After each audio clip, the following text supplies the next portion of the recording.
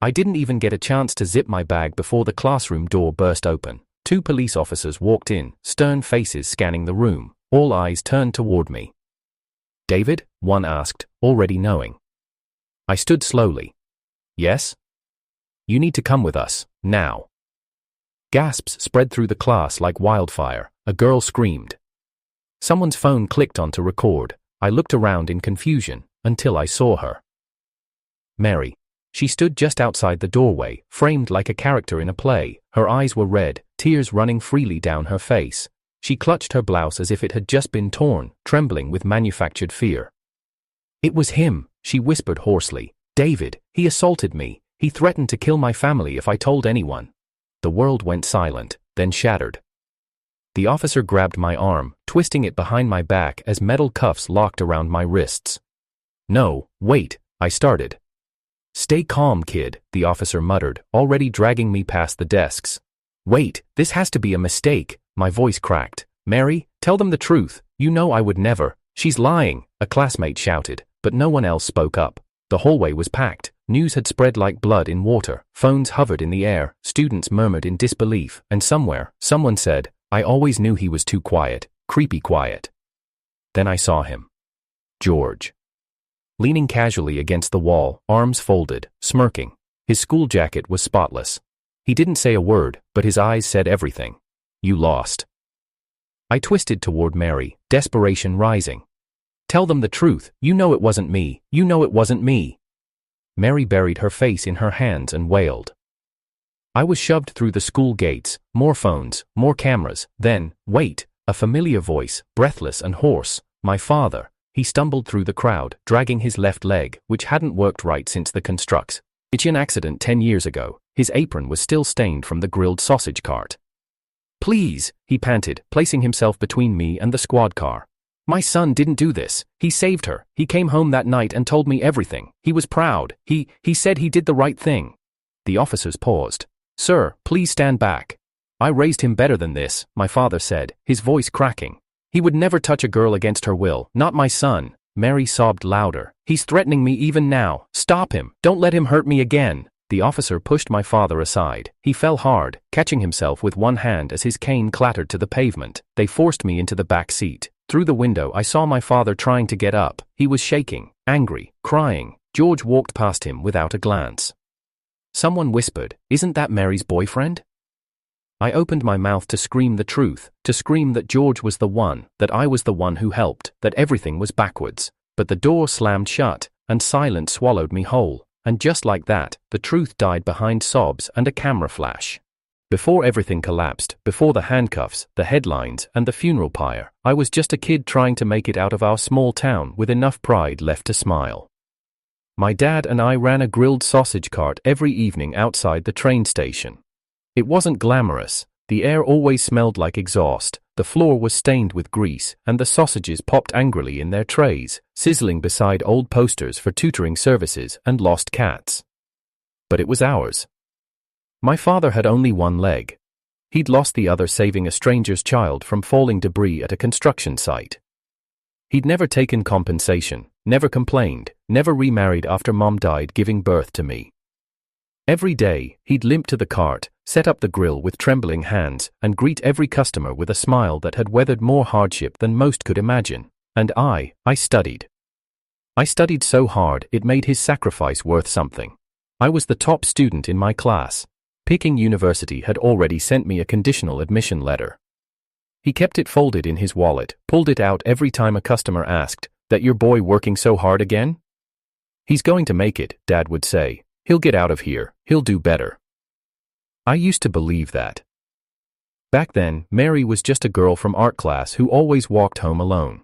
She had this air about her, famous in school for her looks, her dramatic flair, and the way she always seemed one step away from tears or applause. I didn't know her well, just enough to nod when we crossed paths. That night, I took the shortcut through the woods behind school. I heard her before I saw her, screaming, pleading. "Stop! Let go of me! Somebody, please help!" I didn't hesitate. I sprinted toward the sound, heart pounding, and saw a figure hunched over her, pants undone, snarling something I couldn't hear. I didn't think, I just acted. I grabbed a rock and slammed it into the guy's shoulder. He cursed, turned, and I saw his face under the flickering streetlight. George. He looked right at me, smiled, even as he ran. David from class 1, he said, not even out of breath. You're going to regret this. I covered Mary with my school shirt. She clung to me, sobbing into my shoulder. It's okay, I whispered. You're safe, I'm here now. We called the police. She gave a vague statement, said it was dark, couldn't identify the guy. I stayed up half the night writing a report, proud of what I'd done. At home, Dad clapped me on the back. You did right, even if it costs you. Right is right. I smiled. I believed him. But the next day, she came with the police. This is the boy, Mary said, pointing straight at me in front of the entire school. He's the one who assaulted me. I froze. What? Her tears were even more convincing this time. He said if I told anyone, he'd kill my whole family. He forced me to lie yesterday. I was scared. Mary. I saved you, I whispered, shaking. She looked at me like I was the monster. You're disgusting. I was dragged away, expelled, my admission to Peking University revoked. The internet turned on me. Rumors, memes, my face posted online with captions like beast in uniform and top student or predator. My father. He wrote letters, begged every official he could find. When none listened, he did the unthinkable. He went to Mary's house, fell to his knees, and slit his own wrist. He wrote, "My son is innocent," on her doorstep. He died alone. I didn't cry at the funeral. I couldn't. After 6 months of living like a ghost, I saw them, Mary and George, walking hand in hand outside a shopping center, laughing like nothing had happened.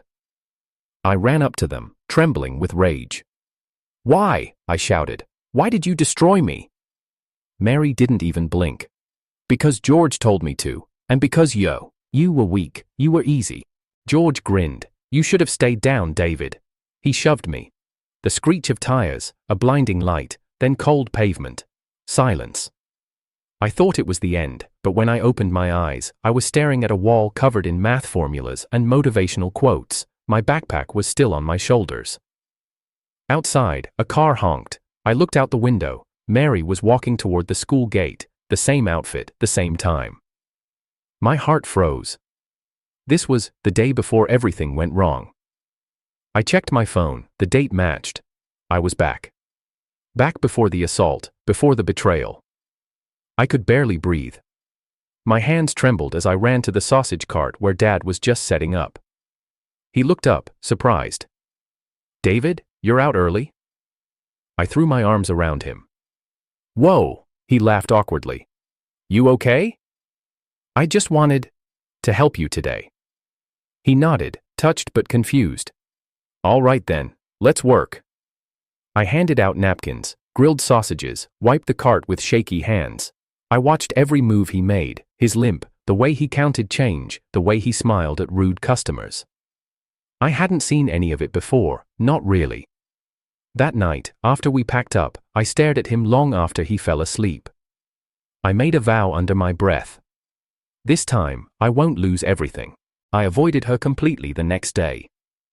No shortcuts through the woods, no wandering halls alone. I didn't even glance her way in the corridor. Mary didn't matter anymore, not in this timeline, not in this life. But she noticed. She noticed the silence, the indifference, the way I didn't flinch when she walked past. During lunch, I sat by the window in the far corner of the cafeteria. Sarah, who usually kept to herself, nodded at me from 2 tables away. We weren't friends, but after everything, I knew who would help and who would stay quiet.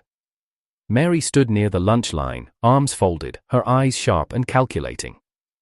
She was used to boys tripping over themselves to hold her tray, to walk her to class, to stare at her like she was a goddess made of porcelain and perfume. Now she was invisible to me. And it burned her. She waited until the crowd was thickest, after the final bell rang and the hallway swelled with students gathering bags and gossiping about mock exams. I walked down the stairs calmly, earbuds in, hood up, recorder in my pocket turned on. That's when it happened. She stormed across the hall and slapped the books out of my hands. The sound echoed louder than the chatter. A few students gasped, some pulled out their phones. "You think ignoring me makes you better than me?" she snapped. "Who do you think you are?" I bent down, slowly picking up my books without a word. Answer me, she shouted. I stood up, looked her dead in the eyes. Leave me alone. Why were you standing outside the art room yesterday? I was passing by. Don't lie, you're stalking me. I don't even look in your direction. Then why did you follow me to the school store, to the courtyard? You were watching me. You're imagining things, I said, voice calm. Go talk to the school counselor. Mary's voice turned shrill. I'm reporting you for harassment. The crowd began murmuring, but it wasn't the same as last time. Someone muttered, wait, hasn't he been avoiding her? I haven't seen them talk in days. I thought she was into George now. She realized the tide wasn't automatically turning in her favor, so she did what she did best, she escalated. She lunged and slapped me across the face. The crack of it was loud. I didn't react, just stared at her. Someone filmed it. I saw the phone in their hand, still recording. See that? She shouted to the hallway. He's threatening me, he's obsessed with me, this is what he's been doing for weeks. I turned my recorder off and put it in my pocket. Then call the police, I said. What? You're accusing me of stalking, that's a criminal offense. If you're serious, call the police, file a report, have me arrested right here. She faltered. I turned to leave, but that's when George stepped in. He'd been leaning near the lockers, watching like a predator waiting for a signal. He walked forward, slipped his arm around Mary's shoulders like he was some white knight. Are you okay, babe? He asked, loud enough for everyone to hear. Did this loser touch you again? Mary clung to him instantly, shifting into the trembling victim like it was second nature.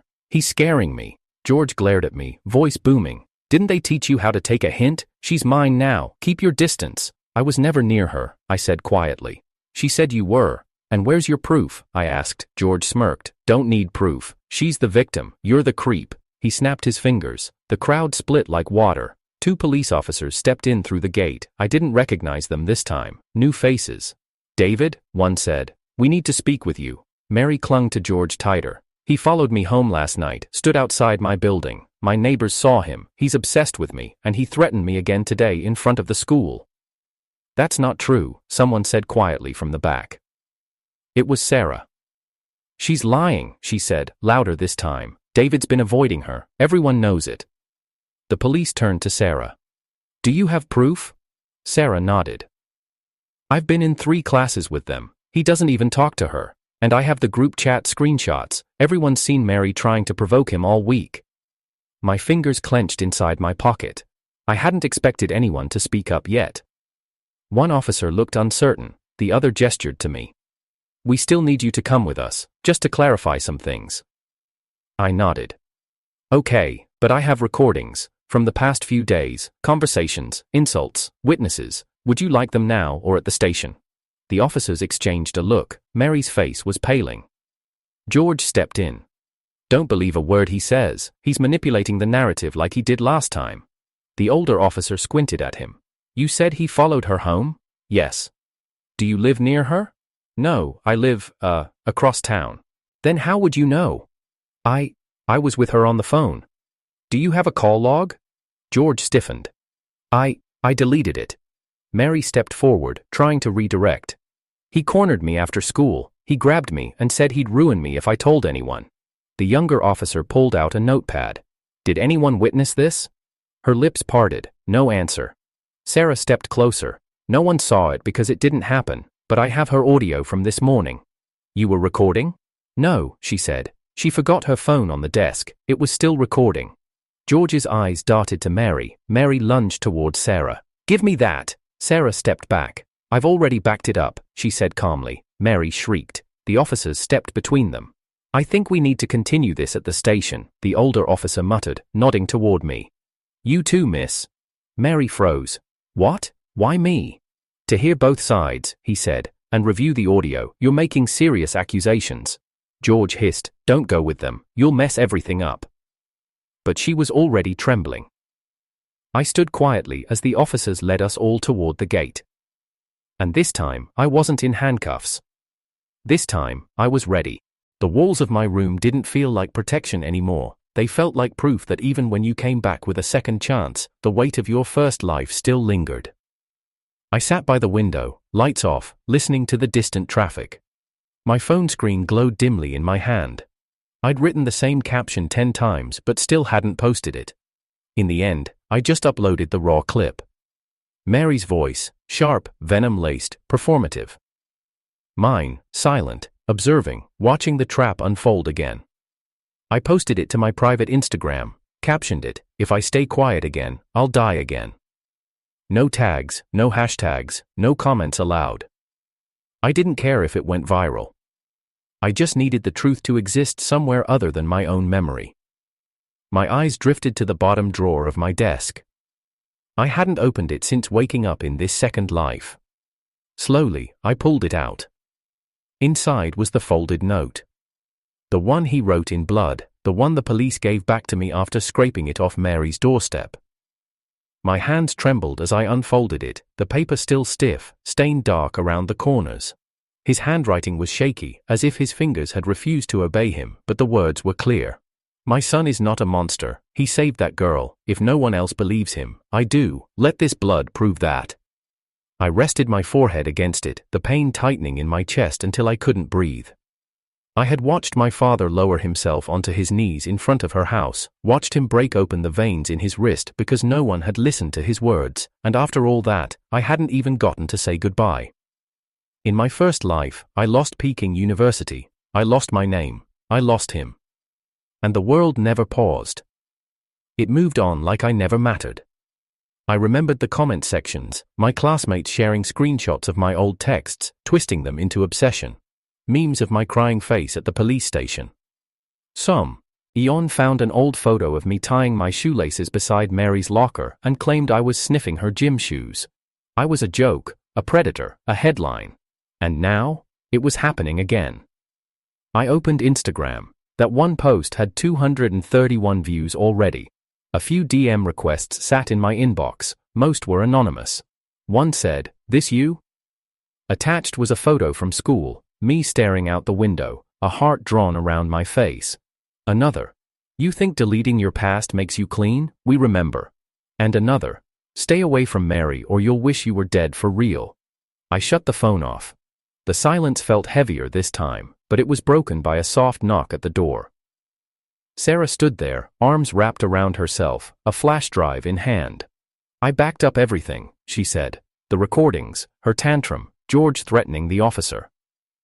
I nodded, stepping aside to let her in. She didn't sit. "I've been thinking," she said. "George's family owns 3 blocks downtown. Their donations basically rebuilt the school's auditorium. His uncle's on the school board." "I know," I said. "If you fight this too hard, I could lose everything again." She didn't say yes, but she didn't have to. I sat on the edge of the bed. "He destroyed my life once already, told me he'd remember my face, and he did." "You were just trying to help her," she whispered. "That's what started all this." Sarah knelt to open her bag and pulled out a thin paper folder. "What's that?" I requested a copy of the old CCTV logs from the west entrance, the day she claimed you followed her home. "You're not in a single frame." I blinked. "You're actually marked absent. You left early to help your dad at the stall." I hadn't remembered that. She handed it to me carefully. "They're trying to destroy you with lies, but if you stay quiet, they win." I held the folder like it might collapse in my hands. "Sarah, are you scared?" "Terrified," she admitted. "But not of you." I almost laughed. "Funny. Last time, everyone said I scared them." "That's because people don't trust silence. You didn't defend yourself loud enough." I nodded. "I won't make that mistake again." Sarah hesitated at the door. "Do you think you can beat them?" I didn't answer right away. I walked over to my wall, where I had tacked up a photocopy of the Peking University logo from last semester. A silent promise to myself. "I don't know if I can beat them," I said, "but I won't go down quiet, not again." She left without saying anything more. The room was quiet again. But I wasn't. I opened my laptop, created a new folder. Case, Mary George, timeline of events. I pasted screenshots, uploaded voice memos, labeled every recording. Then I clicked post again, this time on my main account. Public. Caption, "Let's see how long lies can last when the truth's louder." No hashtags again. I wasn't chasing clout, I was chasing survival. Before bed, I unfolded my dad's letter one more time. I ran my finger across the words, whispered them like prayer. Let this blood prove that. In the flicker of the hallway light, I looked in the mirror. I didn't look scared anymore. I looked ready. Because good people must also be smart. It started with a note slipped into my locker. No name, no handwriting I recognized, just 2 words scribbled in red pen, meet me. A location followed, old music room, 3rd floor, after school. I didn't need to guess who it was. Mary wanted round 2. I stared at it a long time before folding it into my pocket. I didn't go home that afternoon. Instead, I walked slowly toward the back staircase, the one few students used since the newer building was built. The music room up there hadn't held a single lesson in 2 years, no cameras, no foot traffic. The perfect trap. I pressed record on the mini device in my sock, then another from inside my bag. My phone was already live streaming, private, unlisted, recording straight to a cloud account under a new alias. When I opened the door, she was already there. Mary stood beside the dusty piano, backlit by the golden sun leaking through the cracked blinds. Her arms were folded, lips pursed like she was deciding between rage and performance. You came, she said. I figured you'd make it dramatic. She smirked. You still think you're clever, but no one's going to care how clever you are when you're expelled, doxxed, and dragged back into court. I didn't answer. She stepped forward, voice low, sweet, dangerous. I'll make you a deal. Pay me 1 million yuan, or I'll release footage that shows you grabbing me, forcing me. I'll scream, I'll cry, and they'll all believe me again. You recorded yourself being assaulted? I fabricated it, she said proudly. Deep-faked your voice, spliced old footage, edited it with George. You think people care what's real? And if I don't pay? I'll destroy you. She walked closer, fingers grazing the hem of her blouse. But maybe, there's another way you can pay. You and me, just for a few minutes, no one needs to know. I didn't move. Touch me, she whispered, stepping closer. Just one mistake, and you'll be mine forever. She reached out, and I grabbed her wrist. Stop, I said. This won't work. The door slammed open behind us. George strolled in, holding his phone up like a trophy. Got it all, he grinned. You just assaulted her on camera, tried to force her. Nice knowing you, loser. Mary gasped and flung herself to the floor.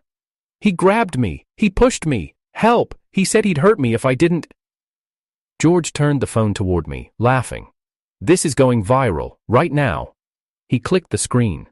But nothing uploaded. What the? He tapped again. Froze. Why isn't it?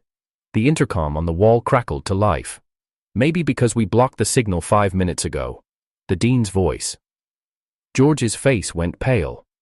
Footsteps echoed in the hall. The door opened. The dean stepped in, followed by 2 security guards and the homeroom teacher. Behind them, Sarah stood quietly, clutching a tablet. I reached into my pocket and pulled out my recorder, pressed play. Mary's voice spilled out, clear, calm, bragging. I fabricated it. Deepfaked your voice. Sarah stepped forward, playing the synchronized video from her tablet. Same audio, same scene, multiple angles. You thought you were setting the trap, I said. But I laid mine first. Mary scrambled to her feet. He threatened me. This is edited. He made me say that. The dean stepped forward, holding up a 3rd phone. Then how do you explain the footage sent to me 30 minutes ago, recorded directly from this room before either of you got here? George lunged toward me. You bastard! The guards grabbed him instantly, pinning him to the ground. Mary turned to the teacher. Please, I didn't mean it. He forced me to. No, the dean said firmly. You tried to ruin a student's life twice. You created fake evidence. You conspired to extort money, and worst of all, you're proud of it. Sarah handed the footage to the guards. Already uploaded to the school drive, auto-shared to legal. The teacher looked at me. You planned all of this? No, I said. I remembered all of it, from last time. He blinked. Last time? I didn't explain. As they dragged George out screaming, Mary stayed frozen, mouth slightly open. I walked up to her. You used to act like pain was currency, like people would keep paying just to shut you up. She didn't speak. You're bankrupt now. I stepped back and looked at the dean. I'll handle the rest, he said, nodding. Go home, you've done enough for today. I left the room. But I didn't go home. I went to the nearest cafe, connected to Wi-Fi, and opened my alternate account. The full clip was already queued. I posted it on TikTok. Caption: False Victim, True Predator, Part 2. Within minutes, views started ticking, 4,000, 9,000, 16,000. The comment section exploded. She admitted it herself. How many innocent people get ruined like this? Protect David at all costs. George Kim is finished. I watched as the video hit trending, watched as influencers reposted it, watched as the headlines changed from "Top Student Accused Again" to "Brilliant Trap Exposes Elite Family's Lies." For the first time, my side was louder, and this time, the truth didn't hide in the shadows. This time, it burned. The courtroom was packed tighter than a sold-out concert. News cameras were lined up against the wall, lights glowing red. Spectators whispered, typing furiously into phones, mouths half open in disbelief as the footage played, again. On the giant monitor, George's face flickered into view. Clear, undeniable. The dim alley lighting couldn't hide the truth anymore. The video had resurfaced from a discarded dashcam retrieved by Mr. Han's contacts. The angle was perfect, no cuts, no shadows, just raw, brutal truth. George's hands on Mary. Mary crying, pleading.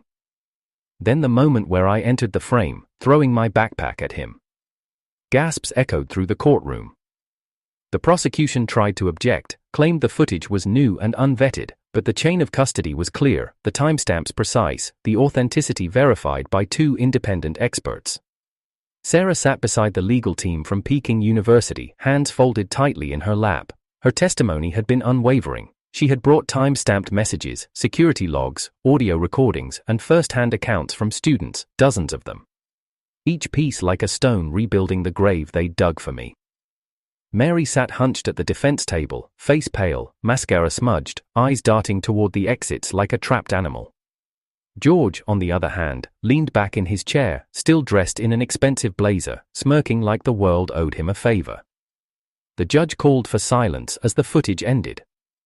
Then the dean stepped forward. He carried a small drive in his palm and plugged it into the court's monitor. This was captured from the school's backup server, he said calmly. It was buried under mislabeled footage, but we recovered it. The screen flickered again. It showed the moment in the music room. Mary whispering, "I fabricated it, deepfaked your voice." George sneering, "This is going viral, right now, Atui." And then, me, calm, turning to the camera. "You thought you were setting the trap, but I laid mine first." The courtroom erupted, a wave of murmurs crashed against the walls. The judge banged her gavel. "Order!" The prosecutor sat down slowly, visibly shaken. Their case had unraveled into dust and ash. Mary snapped. "It was supposed to be you!" she screamed, pointing at me, eyes wild. "You were supposed to go down. You were supposed to rot, not me." The guard stepped closer, prepared. "I was the victim. I'm always the victim," she howled. "Do you know what it's like, living in a small town, being nothing? Do you know what I gave up?" David stood slowly, calmly. "You gave up the truth," I said, "for attention, for power, for him." She turned to George, desperate. Tell them you made me do it. Say something. Please." George didn't move. His father, who had sat silent in the back of the courtroom, finally stood. George's smirk vanished. Mr. Kim's voice was stone. "You are no longer my son." Silence cut through the courtroom like a blade. "You will not return to my house. You will not touch the company. You will face this like a man, not as an heir, but as a criminal." George stood, stunned. "Dad, wait." But Mr. Kim was already walking away. The reporters followed him, shouting questions. George stood frozen as the bailiffs closed in. Mary was already sobbing uncontrollably, yelling incoherent curses at everyone, at me, at the court, at the dean, at Sarah. "Why him? Why does he get to be the hero?" she shrieked. "He's poor, he's trash, he sells sausages." I didn't flinch. "I'm the son of a man who died for the truth," I said, "and this time, I don't forgive." The court moved fast. Mary was sentenced for false accusation, perjury, and attempted extortion. George was sentenced for rape and manipulation of legal evidence. The crowd outside the courthouse exploded in cheers as the verdicts were read. Hashtags trended worldwide. Justice for David, hash the lies, broke first, hashtag from predator to prisoner, hash smart and good, peaking. University sent a public letter of apology, reinstating my admission with full scholarship and honoring my father posthumously. When I returned to campus the following week, classmates clapped as I walked through the gates. Some apologized, others just nodded respectfully, but I didn't return for the applause. I returned because I had work to do. On the day of my reinstatement, I visited my father's grave. I placed the folded blood-stained letter on the stone, pressed my palm against the cold marble. "They know now," I whispered. "They finally know." The sun broke through the clouds just as I turned to leave. Sarah was waiting near the edge of the cemetery. "You ready for what's next?" she asked. "Always." She handed me a brown envelope. "News stations want to interview you. Legal groups are calling. You've become something more than a case." "I don't want fame." "You want justice," she said, "and you already got it, but people out there still think kindness is weakness." I looked up. "No, kindness is strength, but only if you're smart with it." We walked away from the grave together. Behind me, the letter fluttered slightly in the breeze, and this time, the wind was finally on my side. 3 months after the trial, I stood outside my father's favorite flower shop, a single bundle of white lilies in my hand. The city had moved on, but the scars on its glass windows and digital feeds still bore our names. Mary was sentenced to 9 years for false accusation, perjury, and attempted extortion. The court added an extra year after discovering she'd tried to pay a classmate to delete evidence. She screamed all the way to the van that day, her parents sobbing behind her, begging for leniency that never came. George? 12 years, no parole. The final charge, rape, stuck harder than anyone thought it would. The footage, the threats, and the testimonies buried whatever his father's lawyers tried to spin. His last public words before being shoved into the armored police vehicle were, "I'll get out, my name's Kim." But that name meant nothing now. The Kim Group collapsed within weeks. Stocks plummeted by 70% overnight after the public boycott began. Clients pulled out. Influencers denounced their partnerships. Hashtags didn't just trend, they lived. Clown Air, hashtag criminal Kim Group, hashtag heir to nothing. Every news outlet ran the story. From empire to ashes, how one student took down an elite family with just truth. Angry netizens swarmed George and Mary's family homes. Someone posted footage of a dozen protesters throwing rotten eggs and red paint at the Kim Villa gate. One of Mary's old teachers live-streamed herself burning an award Mary had received years ago. A liar doesn't deserve a medal for tears. Mary's parents found me one afternoon. They waited outside the university gate, their eyes sunken, clutching envelopes of money and official apology letters. Her mother fell to her knees. "She's still our daughter," she sobbed. "She made mistakes, but she's not evil. She was scared. She was manipulated." "She manipulated everyone," I said calmly, "including you." Her father stepped forward, voice trembling. "Please, help us reduce her sentence. You've already won." "I didn't win," I said. "She lost. I just survived." I turned away as her mother wailed into her husband's chest. That same evening, I received a call from the Justice Bureau. "Mr. Han requested a state honor to be posthumously awarded to your father," the voice said. I didn't speak, just listened. "He will be recognized for his moral integrity, his defense of justice, and his contribution to the exposure of systemic failure. There will be a ceremony. The Minister of Education will attend. We would be honored if you'd accept on his behalf." "I will," I said. The ceremony was small but dignified. His name engraved into a wall of heroes, just beneath a plaque that read, "Those who bled for truth never bleed in vain." I held his portrait in my hands as the applause echoed. He was smiling in the photo, a little blurry, taken outside the sausage stall the year I topped the mock exams. I whispered to the frame, "I did it, Dad." Fall semester arrived. I stepped onto Peking University's campus wearing a new uniform, my name tag pinned clean across my chest. People stared, whispered, some pointed. I didn't mind. My story wasn't a myth anymore, it was a case study in half their ethics classes. In the dorms, they called me the boy who beat the system. On social media, I was hashtag David the Phoenix. But I didn't want to be a symbol, I just wanted to breathe again. Sarah met me outside the lecture hall on the second day. She carried her laptop, a coffee, and a folder. "There's a girl from another city," she said. "Same situation. She's being framed. Netizens think she's lying." "What's the evidence?" She handed me the file. "It's shaky, but I think we can help." "I'm not a lawyer." "No," she said, "but you're proof that justice doesn't always need a badge." I nodded, took the Yanhua file. "Let's gather facts," I said, "and back up everything." She smiled. "You haven't changed." "I've changed," I said, "now I record everything." We worked late into the night, eating instant noodles while cross-referencing timestamps and tracing digital footprints. The case wasn't identical, but the smell of it, the fear, the twist, the shame, was all too familiar. I didn't trust easy anymore, I didn't forgive easily either. But I believed in truth. That weekend, I visited my father's grave again. The white lilies had dried, I replaced them. A group of students from my old school had visited before me, they left behind thank you notes. One said, "You gave us the courage to speak up," another simply read, "I believe you now." I sat beside the stone and read aloud the headlines from the week. George's cousin got arrested too, they were laundering money through their student council. Figures. I smiled faintly. Mary's appeal was denied, her new lawyer tried to claim mental illness. The judge laughed. The wind was soft that morning, I could almost feel his hand on my shoulder again. "There's a lot of darkness out there," I whispered, "but I'm not afraid anymore, because now, I know how to fight." I stood, brushing the dust from my pants. "I'm going to help others now, Dad, just like you always did, but I'll do it smart."